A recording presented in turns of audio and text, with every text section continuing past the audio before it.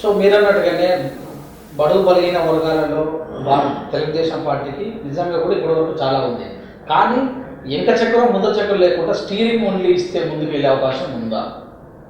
వెనుక చక్రం ముందర చక్రం అంటే ఇప్పుడు కాసారన్న జ్ఞానేశ్వర్ గారు ఫ్రీ హ్యాండ్గా వారు చేస్తున్నటువంటి కార్యక్రమాలన్నీ కూడా తెలుగుదేశం పార్టీ యొక్క అభ్యున్నతము, తెలుగుదేశం పార్టీ యొక్క భవిష్యత్తు, తెలుగుదేశం పార్టీ బలపడే విధంగా ఆయన చేసిన అడుగులు. దీంట్లో ఏమాత్రం ఆయన కాంప్రమైజ్ అయ్యే అవకాశం లేదు.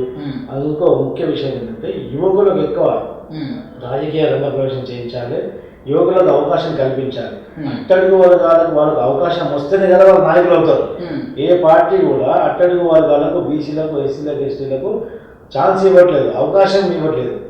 ఇప్పుడు ఈయన అవకాశం ఇచ్చి చూస్తాను, నేను అవకాశం ఇస్తాను నా వర్గానికి, నా బీసీ వర్గానికి. మళ్ళీ బీసీ వర్గంలో ఏ విధంగా అయితే అన్నగారు ఆ రోజు బీసీలకు నాయకులు చేశారో మళ్ళీ కనుమరుగైతున్న బీసీ నాయకులలో మళ్ళీ బీసీలలో కొత్త నాయకులను సృష్టించి బీసీలలో మళ్ళీ శాసనసభలో, శాసనమండలిలో, మంత్రివర్గంలో కూడా బీసీలను కూర్చోబెట్టే ప్రతిజ్ఞ ఈరోజు కాసాని జ్ఞానేశ్వర్ గారు